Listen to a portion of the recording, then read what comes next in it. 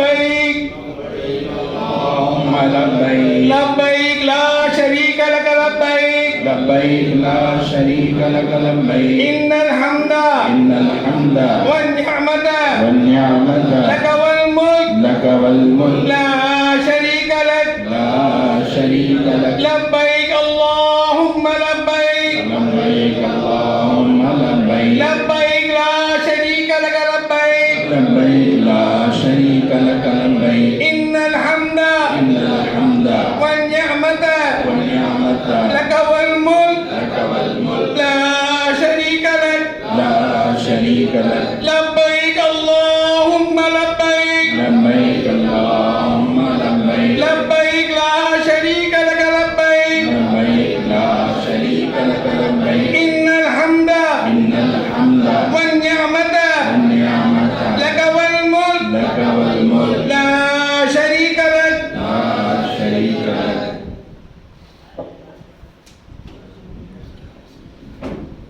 نحمده ونصلي على رسوله الكريم أما بعد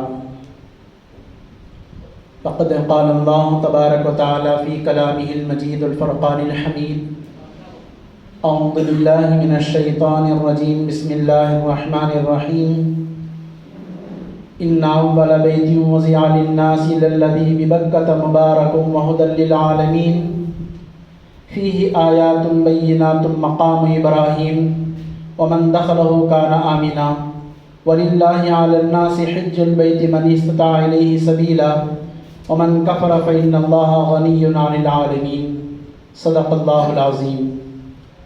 قال النبي صلى الله تعالى عليه وسلم من حج لله فلم يرفث ولم يفسق رجع كيوم ولدته أمه. وقال عليه الصلاة والسلام الحج المبرور ليس له جزاء إلا الجنة او كما قال علیہ الصلاۃ والسلام. محترم معزز سامعین، اللہ تبارک و تعالیٰ کا بہت بڑا احسان اور اس کا کرم ہے کہ آج ہمیں حج کے تعلق سے کچھ بولنے، کہنے اور سننے کی اللہ نے ہمیں توفیق دی. آپ جتنے حجاج کرام ان سال حج کے لیے جانے والے ہیں بڑے ہی خوش نصیب ہیں، بڑے ہی بابرکت آپ ہستی ہیں. آپ کو اپنا مقام پہچاننا چاہیے.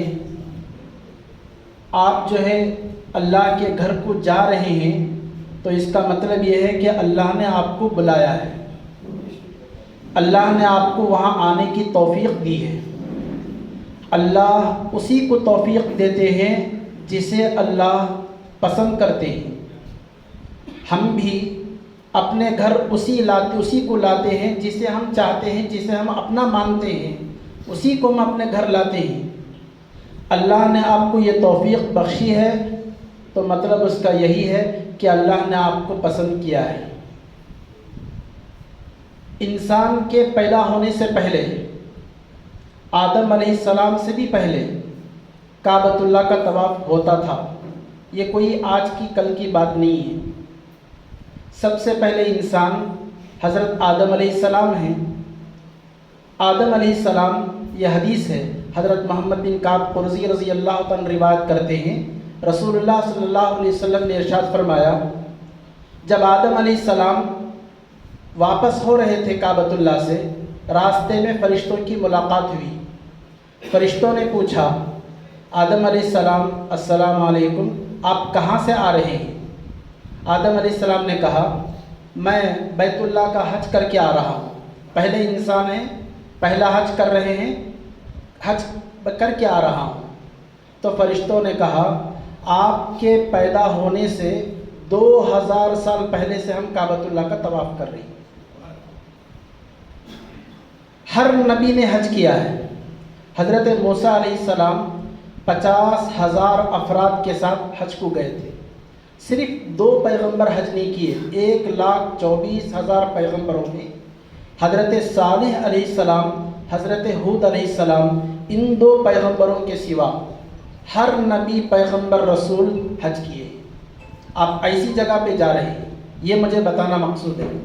آپ جس جگہ جا رہے ہیں وہاں ہر نبی کا قدم پڑا ہے، آپ اس بات کو سمجھیے۔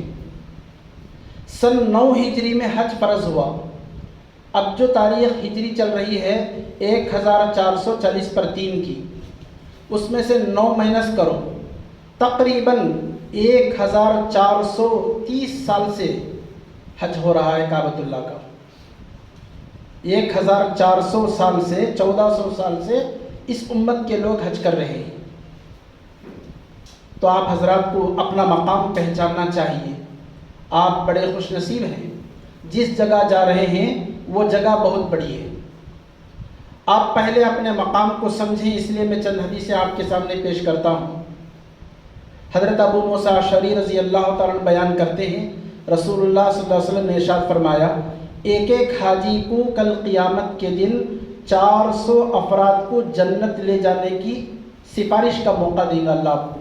آپ کا مقام اتنا اونچا ہے کہ آپ 400 افراد کو اپنے خاندان میں سے جنت لے کر جا سکتے ہیں۔ آپ کو یہ موقع حج کی وجہ سے آپ کو ملے گا، تو آپ بڑے خوش نصیب ہیں۔ اس حج کے سفر میں جتنا بھی آپ کا پیسہ لگے گا، اس کو جو ہے کم ہمت نہ سمجھیں، کم دل نہ کریں، خوب دل کھول کر کے خرچ کریں۔ خرچ کرنا بہت بڑا ثواب ہے۔ حضرت بریدہ رضی اللہ تعالیٰ عنہ کی روایت ہے، رسول اللہ صلی اللہ علیہ وسلم فرماتے ہیں، حج کے سفر میں 1 روپیہ خرچ کریں گے، اس کے بدلے 700 روپے کے برابر ثواب ملتا ہے۔ اور ایک حدیث میں 1 روپے کے بدلے 10 لاکھ روپے خرچ کرنے کے برابر ثواب ملتا ہے۔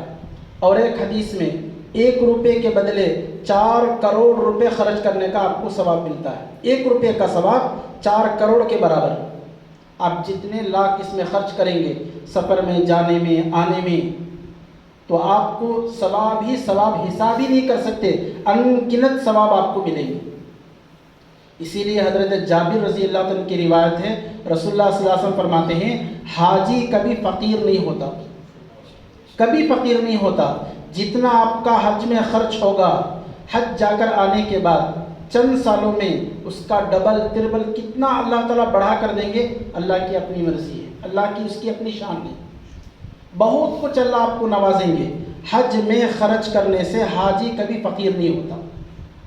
ابو ہریرہ رضی اللہ عنہ فرماتے ہیں، یہ سفر اتنا سہانا، اتنا عاشقانہ سفر ہے، چند لوگ اس سفر میں مرنا بھی چاہتے ہیں۔ حضرت ابو ہریرہ رضی اللہ عنہ فرماتے ہیں، حج کے سفر میں اگر کسی کی موت ہو گئی، جہاد کے برابر اس کو ثواب ملتا ہے، اور قیامت تک ایک فرشتے کو اللہ پیدا کریں گے جو اس کی طرف سے حج کرتا رہتا ہے۔ گویا کہ یہاں پر اس سفر میں مرنا بھی نصیب والوں کو نصیب ہوتا ہے، وہ بھی فائدے سے خالی نہیں۔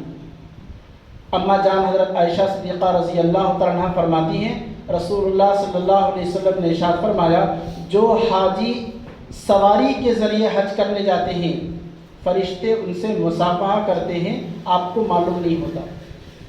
جو پیدل حج کرتے ہیں ان سے فرشتے گلے ملتے ہیں، آپ کو پتہ نہیں چلتا۔ فرشتے دعا یہ دیتے ہیں آپ لوگوں کو، اللہ آپ کے حج کو قبول کرے، آسان کرے۔ آپ کو فرشتے بھی دعا دینے والے، انسان تو دعا دیتے ہی ہیں، آپ کو نورانی جو مخلوق ہے فرشتوں کی، وہ بھی آپ کو دعا دیتی ہے، اللہ آپ کے حج کو قبول کرے، آسان کرے۔ یہ حدیث کی بات ہے۔ تو میں مختصر سے جلدی سے چند باتیں آپ کو بتاؤں گا، آپ جو ہے اس کو غور سے سنیں۔ عبادتیں جو ہے 3 قسم کی عبادتیں ہیں۔ ایک عبادت ہے بدنی عبادت، نماز میں بدن لگتا ہے، روزے میں بدن لگتا ہے، اس کو بولتے ہیں بدنی عبادت، بدن کی محنت۔ اور ایک عبادت ہے مالی عبادت، صرف مال لگتا ہے اس میں، وہ ہے زکوٰۃ اور قربانی، جس میں صرف مال خرچ ہوتا ہے۔ حج ایک ایسی عبادت ہے جس میں بدن بھی لگتا ہے، مال بھی لگتا ہے، اس کو بدنی اور مالی دونوں عبادتوں کا مجموعہ کہتے ہیں۔ آپ جس عبادت کرنے جا رہے ہیں، فریضے کو انجام دینے جا رہے ہیں، اس میں آپ کا بدن بھی لگے گا، آپ کو بدن بھی لگانا پڑے گا، محنت آپ کو اٹھانی بھی پڑے گی، اور ساتھ میں مال بھی آپ کو خرچ کرنا پڑے گا۔ آپ جس جگہ جا رہے ہیں وہ کوئی معمولی جگہ نہیں ہے۔ مکہ اور مدینہ یہ وہ جگہ ہے جہاں سے ہمیں دین ملا، جہاں سے ہمیں قرآن ملا، جہاں سے ہمیں دین کی محنت ملی، جہاں سے ہمیں اسلام کا سرچشمہ ہمیں نصیب ہوا۔ محترم حضرات، مکہ اور مدینہ ہم لوگوں کا قبلہ ہے، نماز اسی کی طرف منہ کر کے ہم پڑھتے ہیں، تو لہٰذا یہ کوئی معمولی سفر ہمارا نہیں ہے۔ اس جگہ پر حضرت امام حسن بصری رحمۃ اللہ علیہ فرماتے ہیں 13 مقامات ایسے ہیں جو دعا کریں گے وہ دعا قبول ہوتی ہے۔ آج تک ایسا نہیں ہوا وہاں دعا مانگی گئی ہو اور رد ہو گئی ہو، ایسا نہیں ہوا۔ آپ چاہے دنیا کے بارے میں مانگو یا آخرت کے بارے میں مانگو، جو مانگتے ہیں وہ دعائیں قبول ہوتی ہیں، اور گارنٹی بات ہے۔ اس جگہ آپ جاتے ہو، وہ 13 مقامات کون سے ہیں میں جلدی سے آپ کو بتا رہا ہوں، آپ نوٹ کر لیں، بعد میں بھی آپ فون سے پوچھ سکتے ہیں۔ سب سے پہلی بات، طواف کرتے وقت جو دعا آپ کریں گے وہ دعا آپ کی قبول ہوگی، کنفرم گارنٹی بات ہے، اللہ کا وعدہ ہے۔ طواف کی حالت میں آپ جو دعا کریں گے آپ کی وہ دعا قبول ہوگی۔ نمبر 2، ملتزم ایک جگہ ہے۔ ملتزم جگہ کہاں ہے؟ حجر اسود، کعبۃ اللہ کا دروازہ۔ حجر اسود کے پاس پولیس کھڑا رہے گا، اس کے پیٹھ کے پیچھے کعبۃ اللہ کے دروازے کے بیچ میں، ادھر حجر اسود ادھر کعبۃ اللہ کا دروازہ، دو کے بیچ میں 2-3 آدمی کا گیپ ہے۔ حضور صلی اللہ علیہ وسلم فرماتے ہیں عائشہ اپنے بدن کو کعبے کی دیوار سے چمٹا دے۔ ملتزم کا مطلب چمٹ کر دعا کرنے کی جگہ، وہ جگہ جو ہے دعا قبول ہوتی ہے، اس کا نام ہے ملتزم۔ وہاں جو ہے دعائیں قبول ہوتی ہیں، آپ ضرور دعا کریں۔ موقع دے کر، بھیڑ جب کم ہوتی ہے اس وقت سے فائدہ اٹھائیں، فوراً چلے جائیں، اپنے بدن کو چمٹا دیں دیوار سے، لگ کر کے دعا کریں۔ 2 ہو گئی۔ تیسری جگہ مقام ابراہیم، جہاں ابراہیم علیہ السلام کے پتھر پر نشانات ہیں قدم مبارک کے، اس کو گلاس میں بند کر کے رکھا گیا ہے، اس کو اللہ قرآن میں کہتے ہیں وَاتَّخِذُوا مِن مَقَامِ إِبْرَاهِيمَ مُصَلًّى، مقام ابراہیم کو نماز پڑھنے کی جگہ بناؤ، وہ اتنی برکت کی جگہ ہے۔ مقام ابراہیم کے پاس جو دعا کرتے ہیں آپ کی وہ دعا قبول ہوتی ہے۔ نمبر 4، میزاب رحمت۔ میزاب رحمت کا مطلب اوپر سے کعبۃ اللہ کی چھت کا جو پانی گرنے کی جگہ ہے، سونے کا نالا بنا کر ہے، اوپر سے وہ پانی آ کے گرتا ہے، چھت کا پانی نیچے آ کے گرتا ہے، اس کو میزاب رحمت کہتے ہیں۔ وہ جگہ حضرت اسماعیل علیہ السلام کا گھر تھا، وہاں پر وہ جو ہے برکت کی جگہ۔ آپ طواف کی حالت میں اندر نہیں جا سکتے، طواف کے علاوہ خالی وقت میں آپ اندر جا سکتے ہیں، اس میں کعبۃ اللہ کا غلاف پکڑ کر دعا کر سکتے ہیں۔ بہت سارے لوگ وہاں دعا کرتے ہوں گے، وہ نوٹ کر لیں، اس جگہ پہ دعا قبول ہوتی ہے۔ 5ویں نمبر پر کعبۃ اللہ کے اندر۔ کعبۃ اللہ کے اندر تو ہم لوگ جا نہیں سکتے، بڑے بڑے بادشاہوں کو اللہ جسے چاہے اسے نصیب ہوتا ہے، کعبۃ اللہ کے اندر دعا قبول ہوتی ہے۔ نمبر 6، زمزم کے کنویں کے پاس۔ زمزم کا کنواں آج بند کر دیا گیا ہے، آپ کسی کو پوچھیں گے بتا دیں گے یہاں زمزم کا کنواں تھا، اوپر سے بند ہے، اندر سے پورا کام چل رہا ہے، تو وہاں پر بھی دعا قبول ہوتی ہے۔ نمبر 7، صفا کی پہاڑی پر۔ وہاں جو ہے گلاس میں بند ہے صفا کی پہاڑی، لیکن وہاں ایسا کھڑنا کعبۃ اللہ ہمیں نظر آئے، اس طریقے سے کھڑ کر کے ہمیں دعا کرنا۔ بہت سارے لوگ کھڑے ہو کر دعا کرتے ہوں گے، وہاں پر آپ کھڑے ہو کر آدھ گھنٹہ 10 منٹ 20 منٹ دعا کرتے رہیے۔ پھر اس کے بعد مروہ کی پہاڑی پر 8 نمبر میں، مروہ جو ہے وہ پہاڑ اس طرف ہے، وہاں پر بھی جو ہے کیا ہے، گلاس وہاں نہیں ہے، لیکن پہاڑ کو چکنا بنایا گیا ہے، وہاں پر کھڑے ہو کر آپ دعا کر سکتے ہیں۔ پہاڑ کے برابر بلڈنگ آ گئی ہے، وہاں پر کھڑے ہو کر آپ دعا کر سکتے ہیں۔ اس کے بعد 9واں نمبر پر جو ہے صحیح کرتے وقت درمیان میں، یہاں پر بھی دعا قبول ہوتی ہے۔ 10واں نمبر پر عرفات کے میدان میں دعا قبول ہوتی ہے۔ 11ویں نمبر پر مزدلفہ کی رات میں دعا قبول ہوتی ہے۔ اس کے بعد جو ہے مینا میں دعا قبول ہوتی ہے، اور آخری جو ہے شیطان کو کنکر مارتے وقت۔ یہ جو ہے 13 مقامات ہیں جہاں دعائیں قبول ہوتی ہیں۔ اب آپ کو جاننا یہ ہے احرام، اس لیے کہ نماز ہم سادے اپنے کپڑوں میں پڑھ سکتے ہیں، لیکن حج کے لیے احرام ہوتا ہے، احرام کی 2 چادریں، یہ اصل میں احرام کیا ہے آپ کو وہ سمجھنا ہے۔ احرام کی 2 چادریں پہننے سے انسان محرم نہیں بن جاتا، بلکہ باقاعدہ احرام کا کپڑا پہننے کے بعد، نیت کرنے کے بعد، تلبیہ لبیک اللہم لبیک پڑھنے کے بعد اس پابندی میں آپ آتے ہیں۔ عورتوں کے لیے کوئی احرام کا کپڑا نہیں ہے، ان کے اپنے ہی کپڑے ہیں۔ نیت کرنے کے بعد جب وہ تلبیہ لبیک اللہم لبیک پڑھتے ہیں تب ان کا احرام کا عمل وہ شروع ہو جاتا ہے۔ احرام کا مطلب یہ ہے، احرام کی حالت میں اپنے آپ پر چند چیزوں کو ہم حرام کر لیتے ہیں۔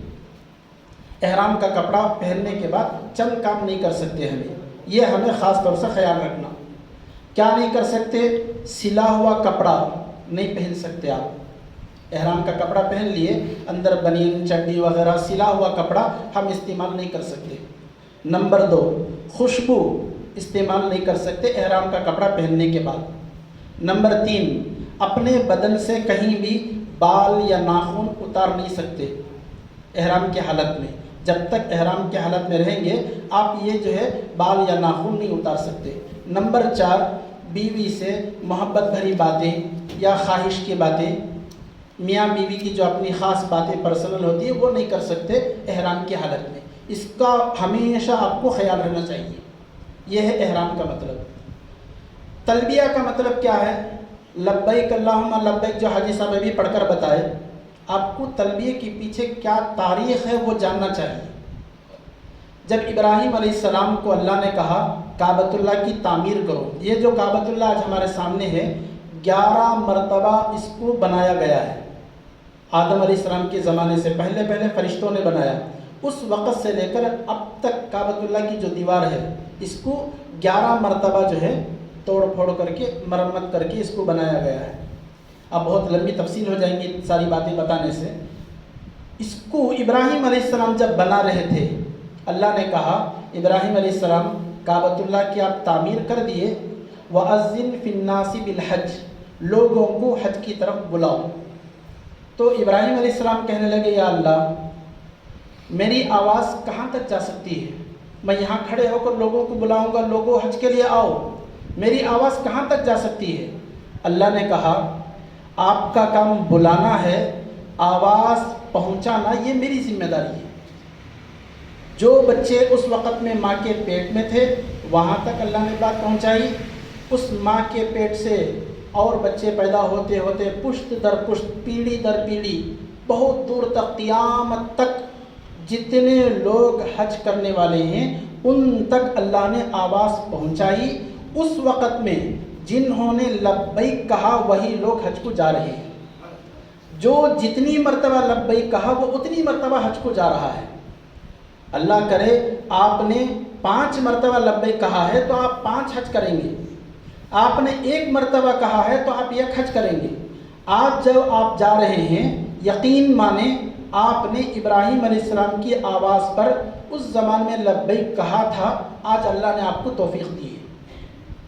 حضرت سہل بن سعد ساعدی رضی اللہ تعالیٰ فرماتے ہیں رسول اللہ صلی اللہ علیہ وسلم نے فرمایا حاجی جب تلبیہ پڑھتا ہے تو اس کے دائیں اور بائیں، رائٹ اور لیفٹ دونوں طرف جتنے کنکر جتنے ذرات ہیں مٹی کے سب آپ کے ساتھ تلبیہ پڑھتے ہیں۔ یہ تلبیہ لبیک کا نام ہے۔ یہ لبیک پڑھنا کوئی معمولی چیز نہیں، آپ کے ساتھ ہر درخت یا ہر کنکر ہر پتھر آپ کے ساتھ تسبیح پڑھتا ہے، یہ لبیک۔ تو یہ تلبیہ بہت بڑی چیز، کب تک آپ اسے پڑھتے رہیں گے؟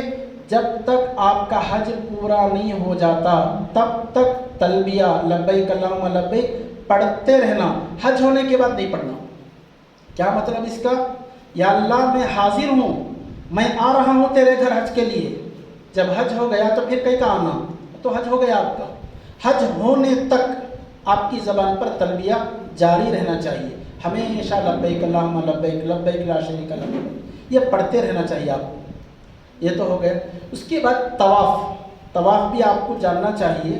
طواف ایک عمل آپ کرتے ہیں، طواف جو کرتے ہیں، دیکھیے چند لوگوں کو اعتراض پیدا ہوتا ہے، ہندو مندر میں چکر لگاتا ہے، مسلمان بھی کعبۃ اللہ میں گول پھرتا ہے، تو ان میں ہمارے میں کیا فرق؟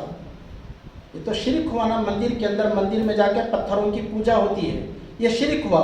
مسلمان بھی وہاں وہی کرتا ہے تو پھر یہ شرک ہوا نا، یہ پھر کیسے حج ہوا، یہ عبادت کیسے ہوئی، یہ آپ کو سمجھنا ہے۔ ہم کعبۃ اللہ کی 4 دیواری کی عبادت نہیں کرتے، گھر الگ ہے، گھر والا الگ ہے، یہ صرف اللہ کا گھر ہے، اللہ وہ الگ ہے۔ کعبۃ اللہ کی 4 دیوار کو اللہ نہیں بولتے، ورنہ آپ کا حج نہیں ہوگا، شرک ہو جائے گا، حرام ہو جائے گا، ایمان ختم ہو جائے گا۔ ہم کعبۃ اللہ کی دیوار کا طواف نہیں کرتے، وہ نشانی کے لیے 4 دیوار ہے، دیواروں میں کچھ نہیں ہے۔ اللہ نے کہا آپ مجھے پسند ہیں، میں آپ کو پسند کرتا ہوں۔ دیکھیے مجھے میرے بیٹے سے پیار ہے، بہت دنوں کے بعد میری ملاقات ہوئی میرے بیٹے سے، تو میں مصافحہ بھی کروں گا، گلے سے لگاؤں گا بھی، یہاں بھی چوموں گا، یہاں بھی چوموں گا، میرا اپنا بیٹا ہے، میں اس سے محبت کرتا ہوں۔ میں اپنی محبت کو ظاہر کرنے کے لیے میرے بچے کو لپٹ کر میں پیار کرتا ہوں، سینے سے لگا کے میں پیار کرتا ہوں۔ محبت کو ظاہر کرنے کے انداز الگ الگ ہوتے ہیں۔ اللہ کو آپ سے پیار، آپ اللہ کے دیوانے بن کر وہاں جا رہے ہیں، آپ چاہتے ہیں میں اللہ سے ملوں، آپ چاہتے ہیں میں اللہ کے گھر جاؤں تو میں کیسے لپٹوں، آپ چاہتے ہیں میں کیسے چوموں۔ اللہ تو سب جگہ ہے، کعبۃ اللہ کی 4 دیوار کا نام اللہ نہیں ہے، اللہ تو ہر جگہ ہے۔ اللہ کہتے ہیں آپ کو میرے سے محبت ہے نا، اس محبت کو ظاہر کرنے کے لیے میرے گھر آ جاؤ، 7 چکر لگاؤ دیوانے کی طرح۔ دیوار کا طواف نہیں، اس گھر پہ جو تجلیات اتر رہی ہیں اس تجلی کو آپ طواف کرتے ہیں۔ آپ کا دل چاہتا ہے چومنے کو تو حجر اسود کو چوم لو، آپ کا دل چاہتا ہے لپٹنے کو، ملتزم میں جا کے لپٹ جاؤ، آپ کا دل چاہتا ہے اللہ کا غلاف پکڑ کر دعا کروں، میزاب رحمت میں چلے جاؤ، غلاف پکڑ کر کے دعا کروں۔ کبھی غلاف جو ہے کعبۃ اللہ کا جو پردہ ہے اوپر اٹھا کے باندھ دیتے ہیں، کبھی نیچے ہوتا ہے، جب نیچے ہوتا ہے آپ اس کو پکڑ کر کے دعا کر سکتے ہیں، موقع آپ کے سامنے ہوتا ہے۔ تو اللہ کہتے ہیں یہ محبت کو ظاہر کرنے کے مختلف انداز، اللہ آپ کو اپنے گھر بلاتے ہیں تو یہ محبت ہے، یہ عاشقانہ سفر ہے۔ تو وہاں پر جو ہے کیا ہے، ہم اللہ کی محبت میں کبھی دیوار پکڑتے ہیں، کبھی حجر اسود کو چومتے ہیں، کبھی اس جگہ دروازے کے پاس جا کے کھڑے ہو کے روتے ہیں۔ اور ایک بات میں آپ کو بتاؤں، کعبۃ اللہ کا دیوار دروازہ جہاں ہے اس سے تھوڑا سا ہٹ کر کلر کا یہ گرینیڈ ڈال کر ہے، ساری مسجد تو وائٹ ہے، کعبۃ اللہ کے دروازے کے بازو میں تھوڑا سا ہٹ کر کلر، یہ وائٹ، یہ کلر قسم کا 2-3 کلر ملا کر مکسنگ کر کے یہ گرینیڈ ڈال کر ہے۔ وہ اس بات کی نشانی ہے حضرت جبرائیل علیہ السلام ہمارے نبی کے پاس آتے تھے ملاقات کرنے کے لیے، ہمارے نبی کعبے کی دیوار سے پیٹھ لگا کر بیٹھے ہوتے تھے، ٹیک لگا کر، تو دونوں بیٹھ کر کے یہاں باتیں کرتے تھے، جبرائیل علیہ السلام اور ہمارے نبی صلی اللہ علیہ وسلم۔ اسی جگہ حضرت جبرائیل علیہ السلام نے ہمارے نبی کو وضو کا طریقہ بتایا، تو وہ جگہ کا نشان ہے۔ جب وہیں پر کھڑے ہو کر امام صاحب نماز بھی پڑھاتے ہیں، خالی وقت میں آپ جائیں گے تو وہاں جا کر کھڑے تھوڑی دیر دعا کر لیں، برکت کی جگہ۔ نبی آرام کرتے تھے، بیٹھتے تھے، حضرت جبرائیل علیہ السلام وہاں آتے تھے، وضو کا طریقہ سکھاتے تھے۔ تو یہ جگہوں پر آپ جو ہے کیا ہے استعمال کریں، آپ کو بہت فائدہ ہوگا۔ دوسری چیز ہے طواف جو کرتے ہیں ہم، ایک ایک چکر میں بھی ایک ایک غلام آزاد کرنے کا آپ کو ثواب ملتا ہے۔ اس لیے آپ تو عمرہ میں طواف کریں گے، حج میں طواف کریں گے، اس کے علاوہ خالی وقتوں میں وہ کام کریں جو آپ یہاں نہیں کر سکتے۔ یہاں بیٹھ کر آپ قرآن بھی پڑھ سکتے ہیں، نماز یہاں بھی پڑھ سکتے ہیں۔ طواف صرف کعبۃ اللہ کا ہوتا ہے، دنیا میں کعبۃ اللہ کے سوا کہیں کا طواف نہیں ہوتا۔ وَلْيَطَّوَّفُوا بِالْبَيْتِ الْعَتِيقِ، اللہ قرآن میں کہتے ہیں میرے گھر کا طواف کرو۔ تو آپ زیادہ سے زیادہ طواف کریں۔ جیسے ہم فرض نماز پڑھنے کے بعد سنت پڑھ لیتے ہیں، سنت پڑھنے کے بعد 2 رکعت صلاۃ الحجت پڑھتے ہیں، کبھی کچھ مانگنا ہو اللہ سے، معافی مانگنا ہو، صلاۃ التوبہ نفل نماز، ویسے صرف نفل طواف عمرہ سے ہٹ کر حج سے ہٹ کر نفل نماز کی طرح نفل طواف جتنا چاہے کر سکتے ہیں۔ شروع کرنا حجر اسود سے، 7 چکر لگانے کے بعد حجر اسود میں آ کر کے ختم کرنا، 2 رکعت نماز پڑھنا، یہ ایک طواف ہو گیا۔ اس کو آپ اپنے ماں باپ کو ایصال ثواب کر سکتے ہیں۔ میری ماں کی طرف سے ایک طواف، باپ کی طرف سے ایک طواف، دادا دادی کی طرف سے، نانا نانی کی طرف سے، جب بھی آپ نماز پڑھنے جائیں کعبۃ اللہ کو طواف کر کے آئیں، صرف نماز پڑھ کر کے باہر مت آئیں۔ اس بات کا اہتمام کریں۔ خالی وقتوں میں دھوپ نہیں رہتی، ٹھنڈی رہتی ہے، تو ٹھنڈے وقت میں جائیں، 1 سے 2 3 طواف، 3 طواف، 4 طواف، 5 طواف، جتنا چاہے کریں، اس کے لیے احرام وغیرہ کی کوئی ضرورت نہیں۔ اور اسی طریقے سے سعی ایک عمل ہے صفا مروہ کے درمیان دوڑنے کا۔ یہ کیا ہے؟ یہ چکر، یہ پہاڑ سے وہ پہاڑ کو جانا، وہ پہاڑ سے یہ پہاڑ کو آنا۔ اصل میں اللہ تبارک و تعالیٰ نے ابراہیم علیہ السلام سے کہا، وہ قربانی کا واقعہ آپ کو سب معلوم ہے، اس سے پہلے جو ہے اپنے بیٹے اسماعیل کو لے جا کر کے جنت بیابان جنگل میں چھوڑ کر آ جاؤ، اللہ کا حکم تھا۔ تو ابراہیم علیہ السلام بچے کو لے جا کے چھوڑ کر آ گئے، بیوی کو اور بچے کو۔ تو تنہا ہاجرہ اسماعیل دونوں وہاں پر تھے۔ بیابان جنگل ہے، 2 طرف پہاڑ ہیں صفا اور مروہ کی۔ بچہ جو ہے دودھ پیتا تھا، اب چھاتیوں میں دودھ سوکھ گیا، ماں کچھ کھائی تو اسے دودھ آئے گا، ماں کو کھانے کے لیے جو توشہ تھا وہ بھی ختم ہو گیا، پانی بھی نہیں ہے، کھانا بھی نہیں ہے، کچھ بھی نہیں، بچہ دودھ کے لیے ترس رہا ہے، کیا کریں گے؟ اماں ہاجرہ اس پہاڑ پہ چڑھتی، کوئی آئے دیکھیں گے کسی کے پاس پانی ہو، کھانا ہو، پئیں گے، بچے کو دودھ آئے گا، بچے کو دودھ پلائیں گے، وہاں کوئی نظر نہیں آتا۔ اوپر ہوتی ہاجرہ، نیچے بچہ ہے، فوراً ڈر آتا، یہ جنگل میں کوئی بھیڑیا آ کے بچے کو اٹھا کر لے جائے گا تو کیا ہوگا؟ وہاں سے دوڑ کر نیچے آتی، پھر یہ پہاڑ پہ چڑھتی، پھر یہاں کوئی نظر نہیں آیا، پھر وہاں سے دوڑ کر نیچے آتی، بچے کو دیکھتی، پھر یہ پہاڑ پہ چڑھتی۔ اس طریقے سے انہوں نے 7 چکر لگائے۔ اللہ نے کہا ہاجرہ کی یہ ادا مجھے اتنی پسند آئی ہے، ہر حاجی پر حج میں اس کو میں لازم کرتا ہوں، تو اللہ نے اس کو لازم کر دیا۔ عمرہ کرنے والے، حج کرنے والے سعی بین الصفا والمروہ کرتے ہیں۔ جہاں ہاجرہ دوڑی تھی اس کو میلین اخضرین کہتے ہیں، گرین لائٹ لگا ہے، وہاں پر دوڑنا ہے مردوں کو، عورتوں کو نہیں، باقی نارمل چال چلنا ہے۔ جہاں گرین لائٹ لگا ہوا ہے وہاں سے لے کے وہاں تک آپ کو دوڑنا ہے۔ یہ سعی کہتے ہیں۔ سعی کے عمل میں 70 غلام آزاد کرنے کے برابر آپ کو ثواب ملتا ہے، وہ بھی فائدے سے خالی نہیں، وہاں بھی اللہ نے آپ کو ثواب رکھا ہے۔ آپ کو حج کے دوران عرفات کا ایک عمل ملتا ہے۔ عرفات دیکھیے، ہم یہاں اپنی مسجد میں نماز پڑھتے ہیں جماعت کے ساتھ، تنہا پڑھتے ہیں تو 1 نماز کا ثواب، جماعت کے ساتھ پڑھتے ہیں 25 نمازوں کا ثواب، ہمارے گاؤں کی بڑی جامع مسجد میں پڑھتے ہیں 500 نمازوں کا ثواب۔ لیکن کعبۃ اللہ میں امام کعبہ کے پیچھے آپ نماز پڑھیں گے، 1 نماز کا ثواب 1,00,000 نمازوں کے برابر ملتا ہے۔ اس لیے بھائی صاحب بتا رہے تھے، ہمارے گوڑو بھائی بتا رہے تھے، آپ حج کے لیے جا رہے ہیں، شاپنگ میں اپنا وقت ضائع کر کے نماز کو قضا نہ کریں۔ بلڈنگوں کو، ہر بلڈنگ کے پاس چھوٹی مسجد، ہر بلڈنگ میں نماز پڑھنے کا انتظام، وہاں پڑھنے کی عادت مت ڈالیں۔ جہاں تک ہو سکے کعبے کے امام کے پیچھے نماز پڑھنے کی پوری کوشش کریں، 1,00,000 نمازوں کا آپ کو ثواب ملے گا۔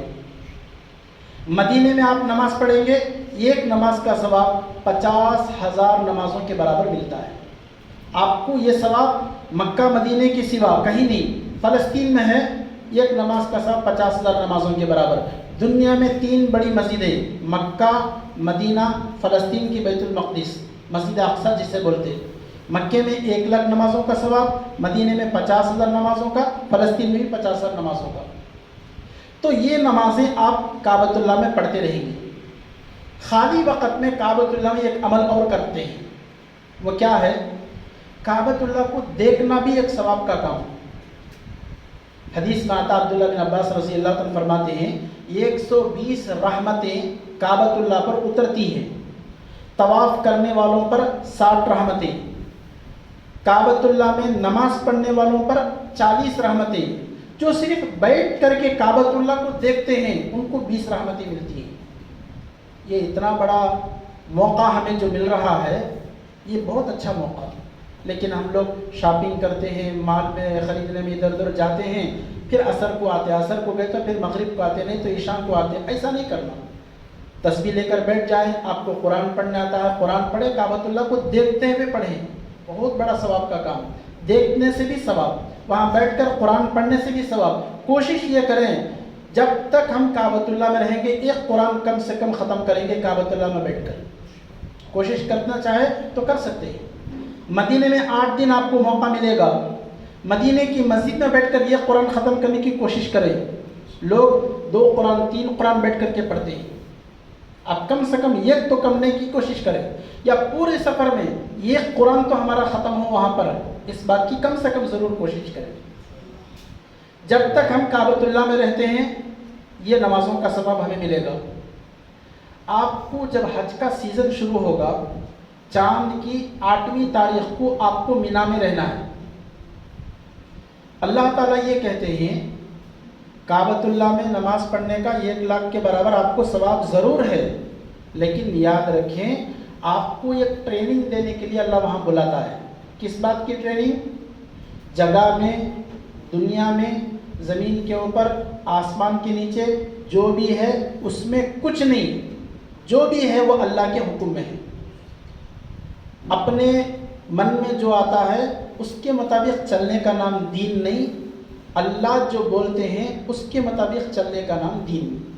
اللہ کیا کرتے ہیں، اب تک آپ لوگوں کو وہاں بلائے، کعبۃ اللہ میں رکھے یا مدینہ میں رکھے، نماز پڑھ رہے تھے، ایک نمازوں کا ثواب 1 لاکھ کی نمازوں کے برابر ملتا تھا. مدینے میں نماز پڑھتے تھے 50 نمازوں کے برابر ثواب ملتا تھا. جیسے ہی حج کا موقع ہوگا اللہ آپ کو کہتے ہیں مکہ چھوڑو، مدینہ چھوڑو، مینا آ جاؤ.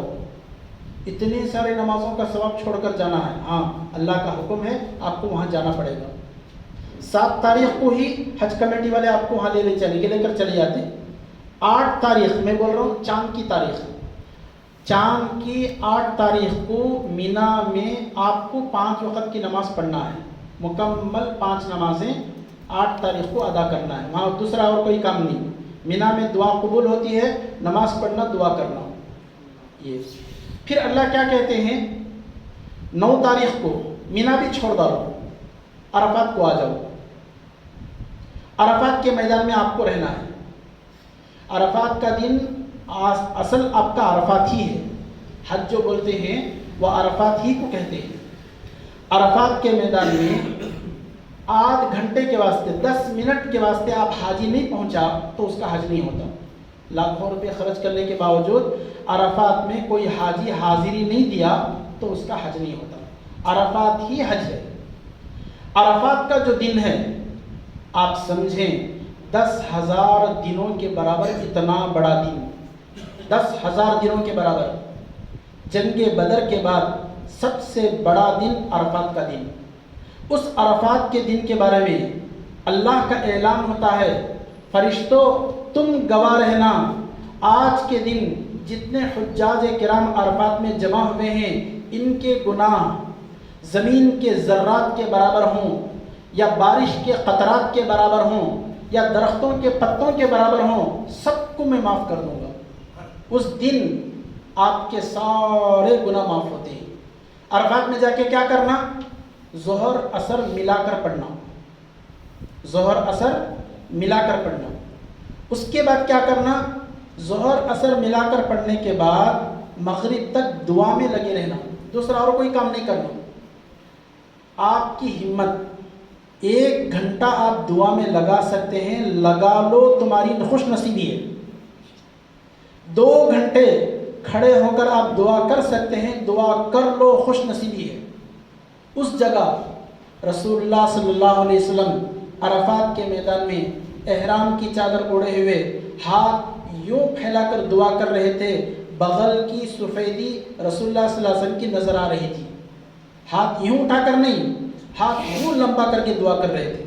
کب تک؟ مغرب تک. ظہر عصر ملا کر پڑھ لینا، اس کے بعد یہ کام کرنا. آپ کو کسی بھی طریقے سے سارے حاجی چاہے وہ کروڑ ہو جاؤں سب کو وہاں پہنچا دیتے ہیں 10، 11، 12 کے اندر. سارے حجاج کرام وہاں عرفات کے میدان میں سارے پہنچ جاتے ہیں. جو نہیں پہنچا اس کا حج نہیں ہوتا. بیمار بھی جو ہوتا ہے اس کو بھی ایمبولینس کے ذریعے لاتے ہیں وہاں پر تاکہ اس کا حج ہو جائے. کوئی ایسا مریض بھی ہوتا ہے جو بیڈ میں ہو جاتا ہے تو ان کو بھی وہاں ایمبولینس کے ذریعے لاتے ہیں عرفات کے میدان میں تاکہ ان کا حج ہو جائے. آپ اس کو سمجھیں عرفات ہی اصل ہے.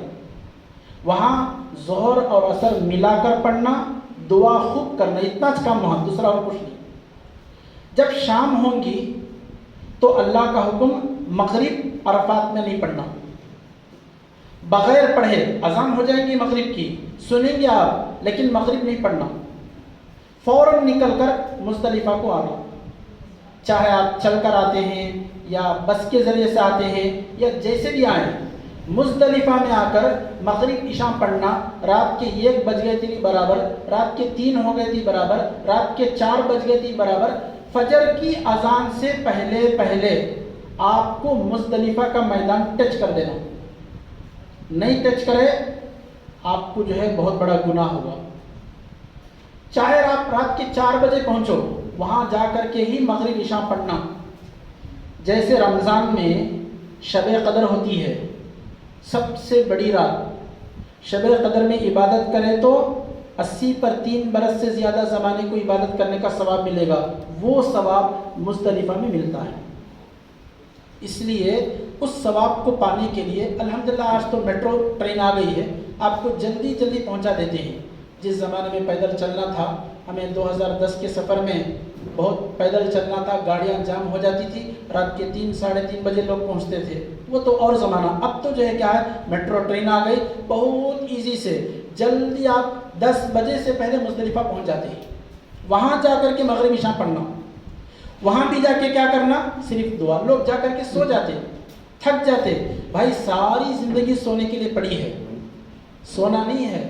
تھک گئے ہیں, تھوڑی دیر آرام کر لو, پھر اٹھو, دعا کرو. شب قدر میں دعا جیسے قبول ہوتی ہے ویسے مزدلفہ میں دعا قبول ہوتی ہے. یہ جو ہے 9 تاریخ کی رات کی بات ہے.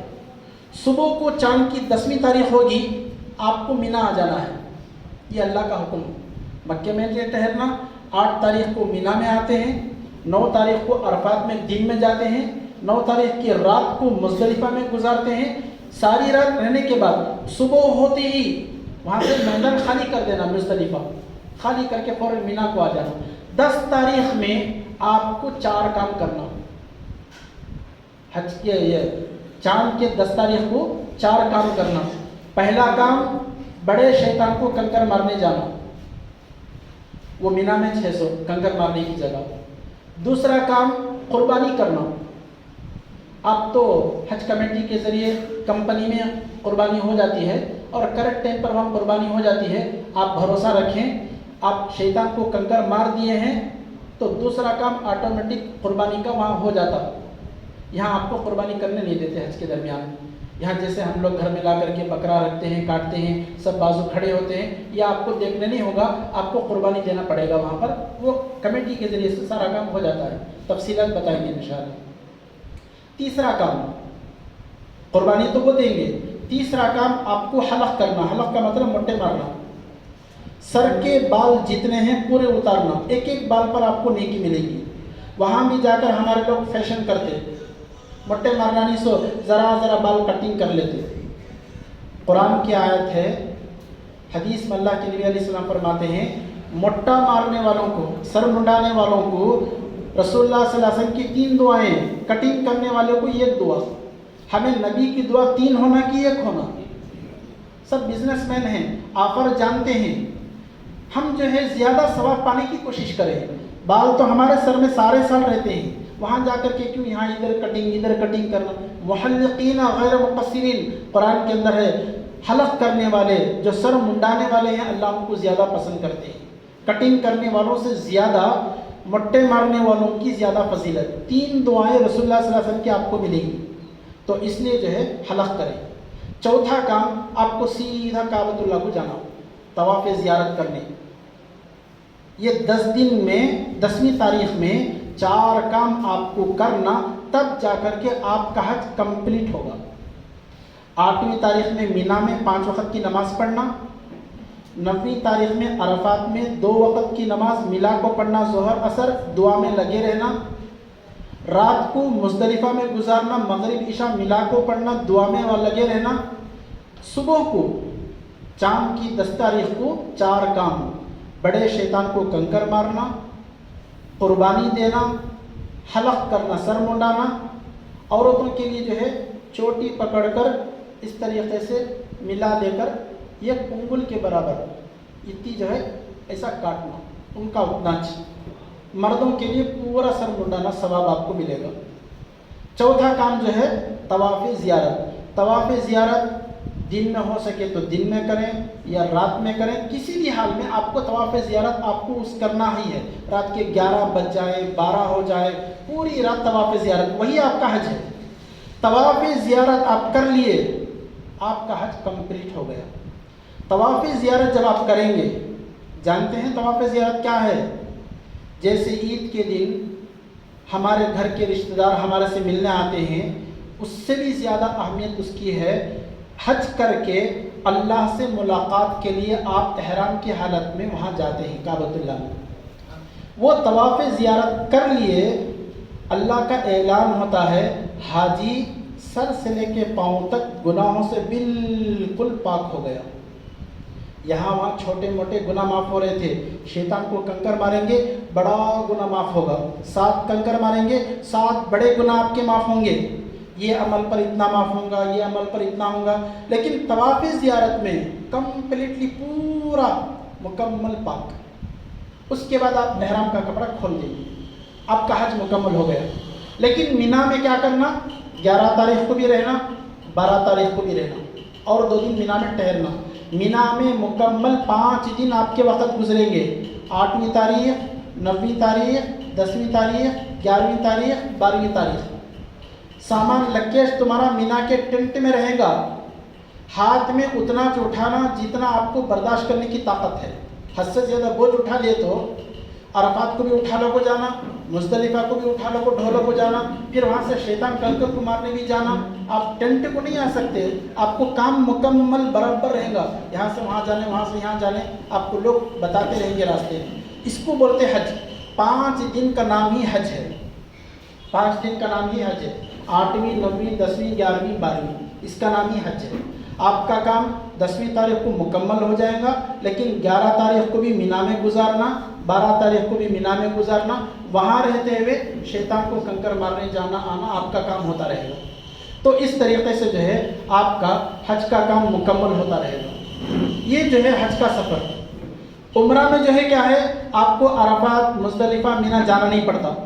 عمرہ میں آپ کو صرف 2 کام کرنا ہے، ایک طواف اور ایک سعی، ایک طواف اور ایک سعی۔ صفا مروہ کے درمیان دوڑیں گے، سر منڈا لیں گے، آپ کا عمرہ مکمل ہو گیا۔ پھر دوبارہ آپ عمرہ کرنا چاہتے ہیں تو عائشہ مسجد کو جائیں، تنعیم وہاں بولتے ہیں، یا عائشہ مسجد، اب جو بھی بولیں۔ آپ کو 5 ریال، ہمیں اس زمانے میں جاتے تھے، اب کتنا ہو گیا، 10 ریال 15 ریال معلوم نہیں، آپ کو لے جائیں گے ٹیکسی میں۔ وہاں سے جا کر کے احرام باندھ کر، وہاں حمام سب بھی ہے، نہا دھو کر احرام، یعنی تو آپ روم سے ہی احرام باندھ کر عائشہ مسجد کو چلے جائیں۔ نیت آپ کو عائشہ مسجد سے کرنا، کئی کو عائشہ مسجد سے کرنا، وہ بارڈر کے باہر کا حصہ، وہاں بورڈ لگا رہتا ہے، یہاں تک کعبۃ اللہ کا حد ختم، یلئی مڑیو کر دال کو رہتا ہے، تمل میں بھی لکھا ہوا ہے، اردو انگلش میں سب میں لکھا ہوا ہے۔ اس کے بعد وہ عائشہ مسجد آتی، تو آپ باہر سے آئی جیسا، وہاں سے جو ہے کیا ہے، احرام کا کپڑا باندھیں، نہا لیں، گرم پانی ہر جگہ آتا رہے گا، وہاں نیت کرنا آپ کو عائشہ مسجد میں کر کے وہاں سے یہاں آنا۔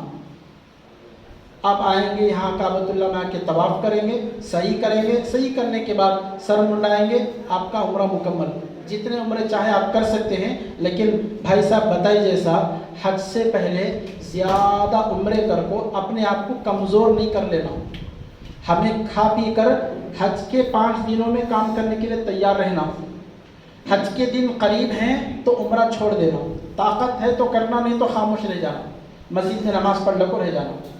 اور دوسری بات کیا ہے، جیسا حاجی صاحب بتائے، عزیزیہ کے اندر 13 کلومیٹر دور آپ کی بلڈنگ ہے، 2 بسیں آپ کو بدلنی پڑیں گی، وقت سے پہلے نکلنے کی آپ کوشش کریں، کعبۃ اللہ میں جا کر نماز پڑھنے کی پورا اہتمام کریں۔ बाजू जगह पर जहाँ है वो लत लग गई यहाँ बाजू में नमाज पढ़ने की, तो आप यही नमाज पढ़ते रह जाएंगे, काबतुल्लाह को नहीं जाएंगे। जिस मकसद के लिए आपका इतना लंबा सफ़र हो रहा है वो आपको पूरा नहीं होगा। जल्दी आपको तैयार होकर निकलना है, जल्दी से आपको बस में आकर के बैठ जाना है, जल्दी से वहाँ आपको पहुँचना है। ये पूरा काम आपका नमाजों में वक़्त लगेगा, शॉपिंग में ज़्यादा वक़्त ना लगाएं। मैं लास्ट में अपनी बात बोलकर ख़त्म करता हूँ।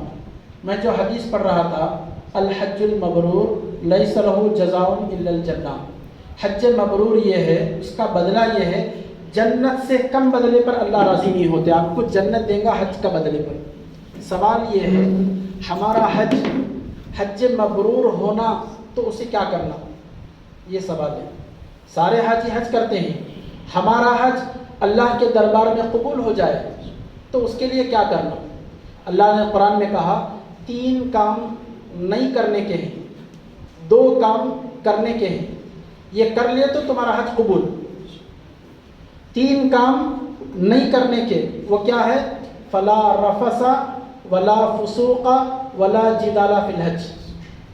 फला रफसा का मतलब यह है, ये कुरान की आयत, अल्लाह का हुक्म है, हज के दरमियान गुनाह की बात, गंदी बात, फला रफसा का मतलब गंदी बात ज़बान से नहीं निकालना।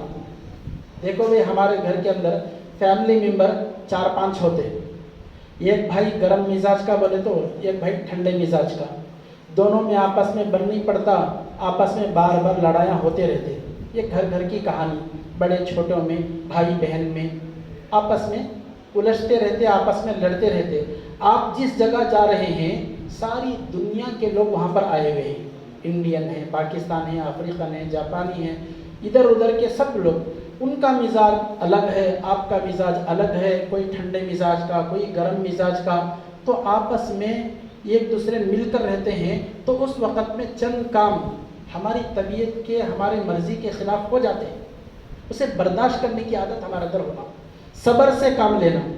जैसे हमारे हाजी अकबर अली साहब बताए, सब्र होना हाजी के अंदर, ये बहुत बड़ी चीज़।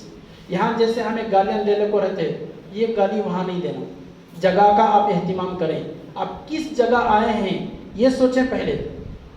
अल्लाह कुरान में कहते हैं फला रफसा, गाली बिल्कुल नहीं देना, गंदी बात बिल्कुल नहीं करना।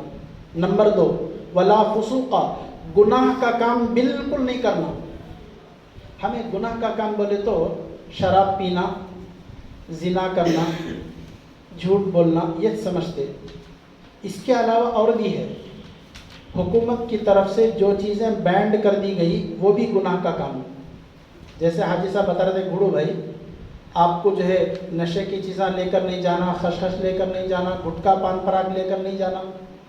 जब नहीं ले जाना बोलकर उन्होंने आर्डर डाल दिए हैं, चोरी छुपे से लेकर जाना भी ये गुनाह हुआ ना, तो हम हज के दौरान गुनाह का काम कैसे कर सकते हैं। वहाँ पर जो है मुख्तलिफ़ किस्म के लोग आए रहते हैं, और एक मक़ूला हमारे हाजियों में बहुत चलता है, हमें सब भाई बहन भाई कई का पर्दा हमारे अंदर, ये गलत है। आपको पर्दा वहाँ भी करना है। पर्दे का हुक्म जैसे यहाँ है, अल्लाह का हुक्म है पर्दा करना, गैर महरम को निगाह नहीं डालना, गंदी निगाह से देखना नहीं, वहाँ भी जा कर के यही बात है। ये ईरान के लोग हैं, ये वो लोग हैं, हमारी औरतों से बड़े अच्छे हैं, हरगिज़ आप ना निगाह ना डालें। हरम के अंदर अल्लाह माफ़ करे, वहाँ की कमियाँ बयान नहीं करना ये हुक्म है। वहाँ की गलतियाँ, वहाँ की कोताहियाँ, कमी पेशियाँ बताना नहीं बोलकर हुक्म है। सिर्फ़ आपको इतना इशारा है कि जो है आप वहाँ गुनाहों से बचें। आपको जो है गुनाहों से बचना है। आपका हज कबूल होना है तो गुनाह का काम बिल्कुल नहीं करना। ये एक बात है। पहली बात मैंने बताई, फला रफसा, गंदी बात, गाली गलोज नहीं करना। वला फुसूका, गुनाह का काम बिल्कुल नहीं करना। तीसरा काम वला जिदाला, आपस में झगड़े बिल्कुल नहीं करना। एक बिल्डिंग में रहते, सबको कपड़े सुखाने की जगह छत के ऊपर ही, एक एक रूम को एक एक छत नहीं है, पूरी बिल्डिंग को मिला को एक ही छत, पूरे जना को मिला को एक ही किचन रूम, सबको मिला को एक ही चूल्हा। सिलेंडर जल्दी खाली होगा, मैं पका दली ज़्यादा, तो सिलेंडर खाली करी सो, मैं कम पकाई, मैं कहीं को सिलेंडर के कासा देना। वहाँ जाको ये हरकतें, चिचोरेपन, اچھا نہیں لگتے. کپڑے سکنے ڈالے, میری رسی میں تیرے کپڑے کئی کو لا کو ٹنگا ڈالے, یہ چھوٹی سی بات کو ایک جھگڑا, بڑے جھگڑے ہوتے ہیں. شیطان چاہتا کیا ہے, آپ کو کسی بھی طریقے سے ثواب سے محروم کرنا. شیطان چاہتا ہے آپ کو کسی بھی طریقے سے اللہ سے ناراض کرانا. یہ شیطان چاہتا ہے. آپ وہ کام نہ کریں, جھگڑے بالکل نہ کریں.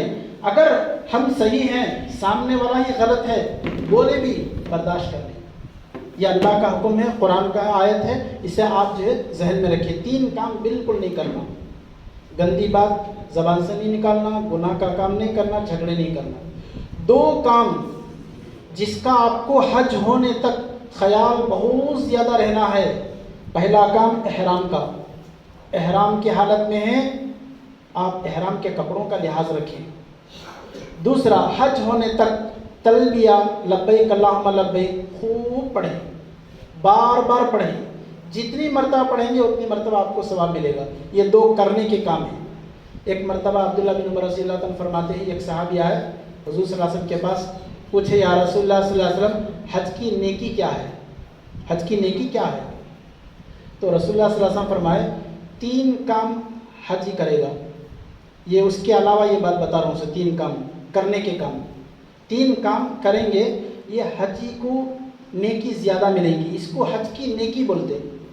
پہلا کام لوگوں کو کھانا کھلانا. بہت سارے ایسے ہوتے ہیں جو سنگل حج کو جانے والے ہوتے ہیں. سنگل حج کر کے دیکھے ہیں کتنی تکلیف ہمیں ہوتی ہے کھانے پینے میں. پیسے ہیں ہوٹل میں کھا لیتے, پیسے نہیں ہیں تو جو پکائے ہیں اپنے پکوان میں ایک تھوڑا بہت کسی مسلمان بھائی کا آپ خیال کر دیں. لیکن بہت تکلیف ہوتی ہے. بولنا آسان ہے, پکانے والوں کو, عورتوں کو معلوم, جا کو طواف بھی کردل کو آنا, صحیح بھی کردل کو آنا, یہاں کو کپڑے بھی دھونا, پھر پکا کو بھی ڈالنا, پھر پکائیں اس میں تھوڑا سا اٹھا کر ان کو دینا کا تو بھی بہت تکلیف ہی. لیکن پھر بھی حج کی نیکی بولے رسول اللہ صلی اللہ علیہ وسلم جتنا ہو سکے یہ ایک دوسرے کو کھلانے کی آپ کوشش کریں. خالی کھانا کھلانا کو نہیں ہے, آپ لے کر بھی دے سکتے ہیں نا کسی کو تحفہ, کھانا کسی کو ٹوکن بھی لے کے دے سکتے ہیں نہیں کیا, تو آپ جو ہے کیا ہے کھلائیں, حج کی نیکی ہے. دوسرا کام ہر ایک کو سلام کرنا. صرف ہمارے گاؤں والے ملے تو میں سلام کروں گا, ہمارے بستی والے ملے تو میں ان کو سلام کروں گا, انہوں پاکستانی میں ان کو سلام نہیں کرتا, انہوں افریقن کے لوگ میں ان کو سلام نہیں کرتا, ایسی بات نہیں. اللہ کے نبی فرماتے ہیں حج میں زیادہ ثواب آپ کمانا چاہتے ہیں, حج کی نیکی حاصل کرنا چاہتے ہیں, ہر کسی کو سلام کرو. آپ کو معلوم وہ صرف مسلم کنٹری ہے, مسلم ملک ہے, وہاں کوئی ہندو نہیں, کوئی کرسچن نہیں, کوئی جین بدھ نہیں آتا وہاں پر, سارے مسلمان. تو جسے بھی ملے آپ سلام کریں. یہ اللہ کے نبی کا فرمان ہے, بکثرت سلام کرنا حج کی نیکی. تیسرا کام ہر ایک سے نرمی سے بات کرنا. یہ اللہ کے نبی نے فرمایا ہے, ہر ایک سے نرمی سے بات کرنا. وہاں جا کر کے ہاتھ پوٹ کر کے ایک دم زور ڈال کر کے میں یہاں آیا ہوں سے اتنے پیسے خرچہ کر دل کو, میں حج کرنے آیا ہوں سے میں کیسا کتبی میں بات کروں گا. سوچ نیچے جاتی والن کس کے پاس جا کر کو لڑنا شروع کر دیتے, میں کیلی دے کو گیا تھا نا, کسے کچھ کو تم اوپر کیلی دیے میرے روم کی کیلی, ہو جاتی ہے غلطی. انہیں آیا رہے گا بولے بغیر کیلی لے کو چلے گا رہے گا, جا کر کے یہ لڑایا اس سے.